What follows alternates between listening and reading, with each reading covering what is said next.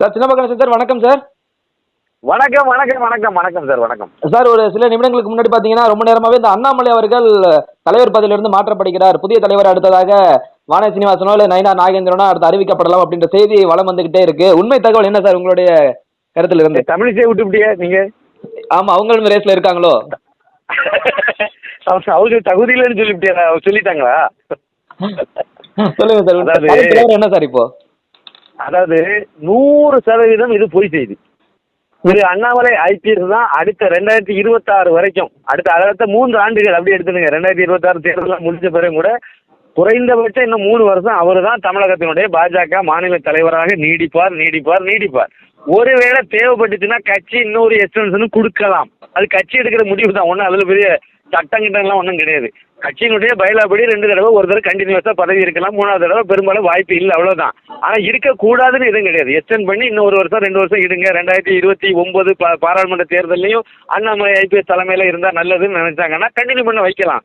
அது ஒரு சின்ன விதிமுறை, அது விதிவிலக்கு கொடுக்க வாய்ப்பு இருக்கு. அதனால திரு அண்ணாமலை ஐபிஎஸ் அவர்களை தமிழக பாஜக மாநில தலைவரை ஆக்குவதற்காகவே அன்றைய எல் முருகன், மாநில தலைவராக இருந்த எல் முருகனுக்கு மத்திய அமைச்சர் பதவி கொடுத்து அவரை இங்கிருந்து ப்ரமோட் பண்ணி கொண்டு போனாங்க. அதுக்கு காரணம் அவருக்கு மத்திய அமைச்சர் பதவி கொடுத்தது தப்புக்கு அந்த மாதிரி நான் சொல்லலை.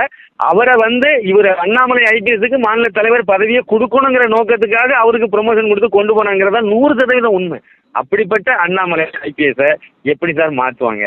அதுக்கு வாய்ப்பே கிடையாது. அண்ணாமலை ஐபிஎஸ் அவர்கள் தமிழக பாஜக தலைவராக வந்த பிறகுதான் தமிழகத்தில் பாஜக வளர்ந்துருக்கு. பாஜக போகாத இடத்துல எல்லாம் அண்ணாமலைக்காக பாஜக போய் சேர்ந்துருக்கு. பாஜகவுக்கு பாஜகவுக்கு சித்தாந்த ரீதியாக வந்தவங்க ஒரு 3% இது வரைக்கும் இருப்பாங்க அப்படின்னு நம்ம கணிச்சோம். அப்படின்னா அண்ணாமலைக்காக வந்தவங்க 8%க்கு மேலே இருக்காங்க. இதுதான் ஒரிஜினல் உண்மை. அதனால அவரை எந்த சூழ்நிலையிலும் மாற்ற வாய்ப்பே கிடையாது. அண்ணாமலையை மாற்ற போறேன்னு சொல்லி அமித்ஷாவும் இது வரைக்கும் சொல்லலை, ஜேபி நட்டாவும் சொல்லலை, இல்லைன்னா பிரதமர் நரேந்திர மோடியும் சொல்லலை. 6ஆம் தேதி அவர் பிரதமர் தமிழகத்துக்கு வரப்போறாரு, ராமேஸ்வரத்துக்கு. வரும்போது பாருங்க, இதுல இன்னொரு கிளாரிட்டி கிடைக்கும். கண்டிப்பாக ஒரிஜினலா நீங்க என்ன பார்க்கலாம் அப்படின்னா, அடுத்த மாநில தலைவர் யாருங்கிறது இப்ப விரைவில் அறிவிக்க போறாங்க. அது வரைக்கும் இந்த இது ஓடிக்கிட்டே இருக்கும். இந்த புரளி கிளப்பிட்டே இருப்பாங்க. முக்கியமா சன் டிவில இருந்து நல்ல கிளப்பி அவங்களுக்கு அதுல ஒரு சின்ன சந்தோஷம், நற்பாசை பண்ணிட்டு போறாங்க. இது மாதிரி திமுகவுக்கு ஆதரவானவங்க நல்ல கிளப்பி விட்டுட்டு இருக்காங்க. அதாவது அண்ணாமலை ஐபிஎஸ் மாநில தலைவர்ல இருந்து மாறுவாங்களா, எடுக்க போறாங்களா, அவர் கண்டினியூ பண்ண போறாங்கிறத பத்தி கவலைப்படுறது பாஜக காரனை விட திமுக காரன் தான் அதிகமா கவலைப்பட்டு இருக்காங்க. இன்னைக்கு 2 நாள் அவங்க தான் துக்கமே இல்லாம இருக்காங்க, தவிக்கிறாங்க. ஓஹோ மாற்ற மாட்டாங்களோ, அப்போ ஐயே மாத்தினா நல்லா இருக்குமே, இந்த லெவல்ல தான் அவங்க இருக்காங்க. அதனால இன்னொரு முக்கியமான விஷயம், எடப்பாடி பழனிசாமி அவர்கள் உள்துறை அமைச்சர் அமித்ஷாவை நேரில் சந்திச்சு பேசும்போது நிறைய கோரிக்கை வச்சாரு, அது வச்சாரு, அதெல்லாம் நிறைய பேசியிருக்காங்க. ஆனா உண்மையிலேயே அண்ணாமலை ஐபிஎஸ் அவர்களை மாற்றணும்னு சொல்லி அவர் கோரிக்கை வைக்கவும் இல்லை. அந்த மாதிரி ஒரு கோரிக்கை வச்சாலும் அது தப்புங்கிறதா என்னுடைய கருத்து. ஆனா வைக்கவே இல்லை. நான் எனக்கு தெரிஞ்ச வரைக்கும் அப்படி ஒரு கோரிக்கையை அதில் வைக்கல. 2024 பாராளுமன்ற தேர்தலுக்கு முன்னாடி வந்த பிரச்சனையில என்ன நடந்துச்சு அப்படின்னா, 2024 பாராளுமன்ற தேர்தலில் வேட்பாளராக, பிரதமர் வேட்பாளராக திரு நரேந்திர மோடியை நாங்கள் ஏற்றுக்கொள்கிறோம். யார்? அதிமுக தரப்புல நாங்கள் ஏற்றுக்கொள்கிறோம். 2026 சட்டமன்ற தேர்தலில் முதலமைச்சர் வேட்பாளராக திரு எடப்பாடி பழனிசாமி அவர்களை நீங்கள் பாஜக அண்ணாமலை ஏற்றுக்கொள்ளணுங்கிறது அன்னைக்கு வச்ச கோரிக்கை. அந்த இது நிராகரிக்கப்பட்ட அண்ணாமலை ஏத்துக்கல. இதைத்தான் மேலிடம் ஏத்துக்கிச்சு. அண்ணாமலை அவர்கள் என்ன சொன்னாரோ அதைத்தான் ஏத்துக்கிட்டாங்க, தனியா நின்று போட்டிட்டாங்க. அன்னைக்கே இதை ஏத்துக்கல, இன்னைக்கு மட்டும் எப்படி ஏத்துக்குவாங்க? அப்படி ஒருவேளை கோரிக்கை வைச்சா கூட. அதனால அது இல்லை பிரச்சனை.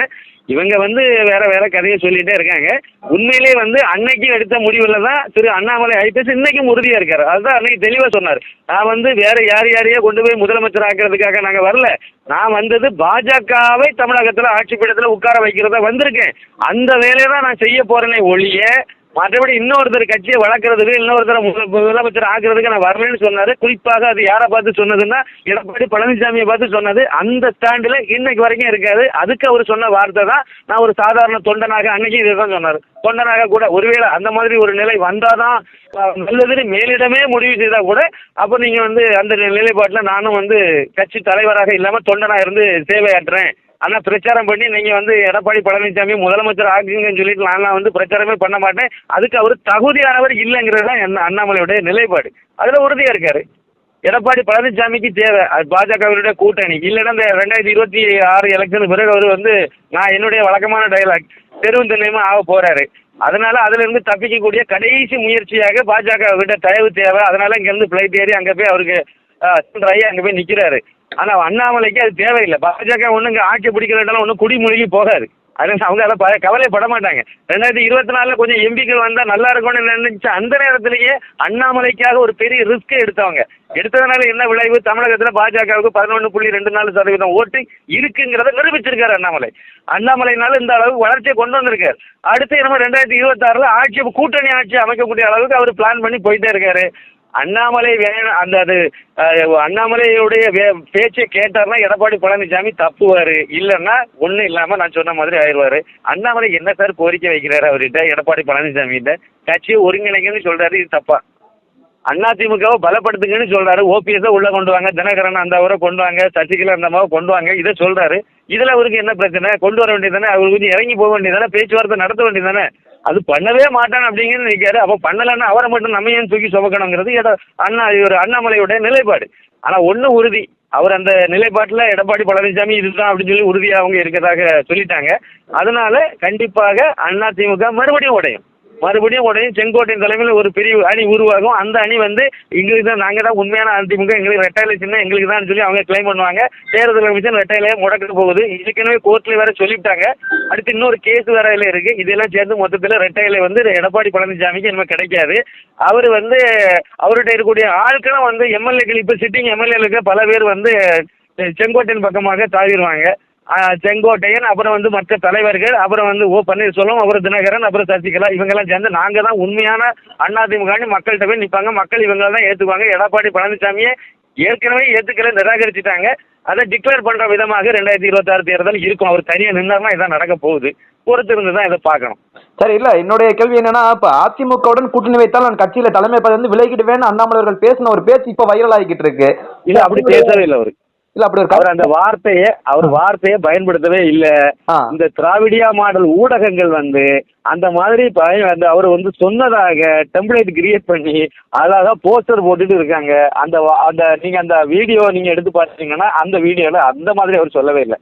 நான் வந்து அந்த முதல் இந்த வரைக்கும் ஒரே நிலைப்பாடு தான். அதுல அவர் தெளிவா இருக்காரு. நான் ஒரு சாதாரண தொண்டனாக கூட இருந்து வந்து பாஜகவுக்கு நான் வந்து சேவையாற்ற தெளிவா இருக்கேன், வேலை செய்யறது இது உறுதியா இருக்கு. அதே மாதிரி தமிழகத்துல பாஜக ஆட்சிக்கு வரணும், இந்த திமுக ஆட்சியை மாற்றணுங்கிறதுலையும் உறுதியா இருக்கேன். இந்த மாதிரி தான் அவர் சொல்லிருக்காரு. எனக்கு வந்து எனக்கு கட்சி முக்கியம், அதை விட என்னுடைய தமிழகம் முக்கியம், அதை விட நாடு எனக்கு முக்கியம். இந்த மாதிரி தான் அவர் சொல்லியிருக்காரு ஒழிய அது எல்லாமே எடப்பாடிக்காக சொன்னது. எடப்பாடி பழனிசாமி அவர்களுக்காக அவர் சொன்ன வாசகங்களை தவிர மற்றபடி வந்து அவர் வந்து நீங்க வந்து கூட்டணி வச்சீங்கன்னா நான் வந்து விலகிடுவேன் அப்படிலாம் ஒன்றும் கிடையாது. இன்னொரு முக்கியமான விஷயம்னா, கடந்த 2 நாட்களாக அண்ணாமலை இதே தானே ஓடிட்டு இருக்கு, இன்னைக்கு வரைக்கும் ஓடிட்டு இருக்கு.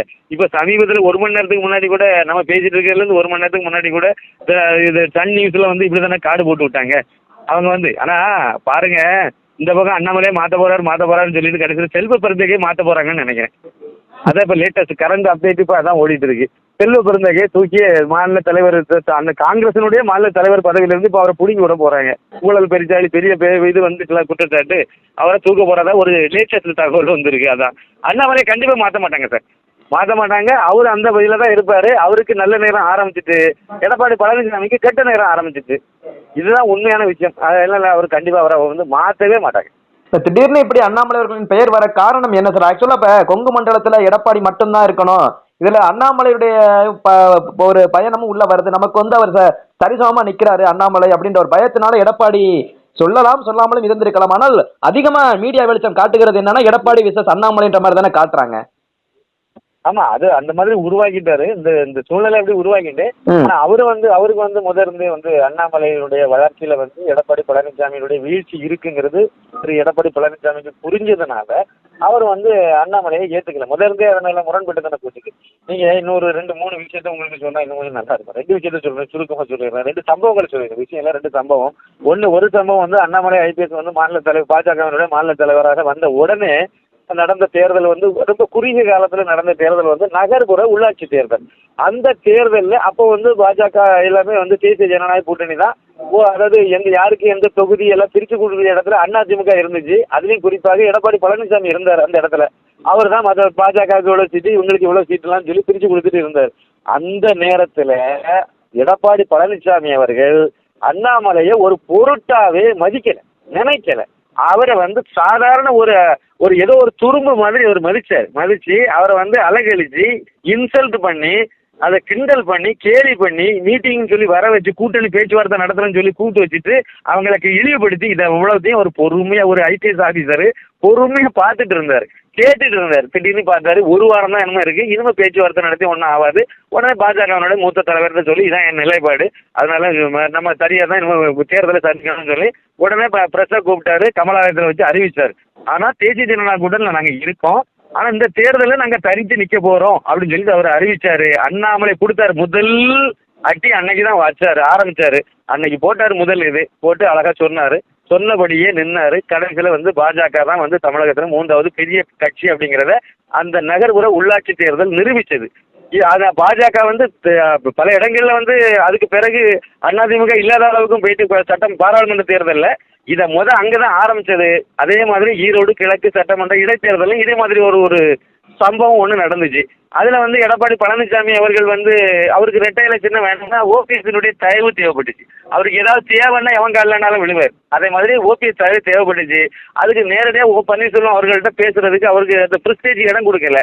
உடனே இவர் நம்ம அண்ணாமலை ஐபிஎஸ்க்கு தயவு நாடி நீங்க வந்து இதை பேசி இது பண்ணுங்க, அண்ணன் தான் அதை கையெழுத்து போட சொல்லுங்க அப்படின்னு சொல்லி, அப்போ அவர் அண்ணாமலை சொன்ன விஷயம் வந்து கட்சியை ஒருங்கிணைங்க, அவங்கள வெளியே இருந்து நீங்க இங்க இருந்து அப்படிலாம் இருந்தா அது சரியா இருக்காது, எல்லாரும் ஒண்ணு சேர்ந்து நீங்க இருக்கணும்னு சொன்னோன்னே தேர்தல் முடிஞ்ச பிறகு ஈரோடு கிழக்கு சட்டமன்ற தொகுதி இடைத்தேர்தல் முடிஞ்ச பிறகு நாங்க இதை செய்யறோம், இப்போதைக்கு வந்து அவரை கையெழுத்து போட சொல்லுங்கன்னு சொல்லி அதையும் போட வச்சு டிடிவி தினகரனை வந்து வாபஸ் வாங்க சொல்லி அதையும் வாபஸ் வாங்க வச்சு இதெல்லாம் செய்யறது அண்ணாமலை.